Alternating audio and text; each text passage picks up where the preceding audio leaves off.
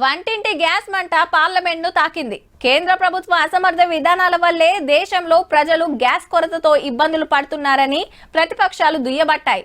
వాణిజ్య సిలిండర్లతో పాటు గృహ అవసరాలకు వాడే సిలిండర్లు కూడా సక్రమంగా అందించలేకపోతుందని మండిపడ్డారు.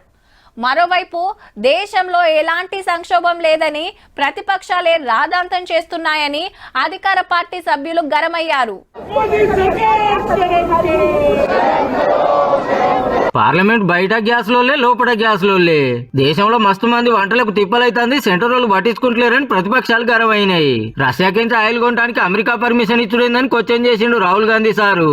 The president of another nation to give us permission to buy Russian oil, to decide who our relationships are with. చాలా రాష్ట్రాల సిలిండర్లతోటి ఇంటింత పొడుగు లైన్లు కడితే సెంటర్ మంత్రి హర్దీప్ సింగ్ సార్ ఏమో అంత జూటా సరిపోని గ్యాస్ ఉన్నది అనబట్టే ఇంకిన్ని తయారు చేయమని ఆర్డర్ వేసిండ్రట కంపెనీలకు.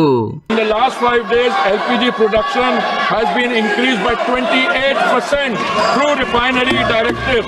ఇరాన్ యుద్ధం మీద నజరేసినాం, గల్ఫ్ దేశాల పెద్దలతోటి ప్రధానమంత్రి మాట్లాడుతుండు. ఆడున్న మనోళ్లకు తక్లీఫ్ రానియమని కచ్చిండు.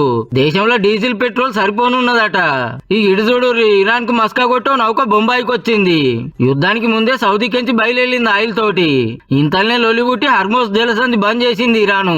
అయితే నౌక నడిపే కెప్టెన్ టెక్నిక్ తోటి సిగ్నల్ ఆపేసి అలా టెక్నాలజీకి దొరకకుండా చిన్నగా బయటకు వచ్చి సీదా బొంబాయి పోర్టుకు తీసుకొచ్చిండు. అలా నజర్లకి ఇట్లా పడనంటే పేల్చేసే డేంజర్ ఉండేనట మరి.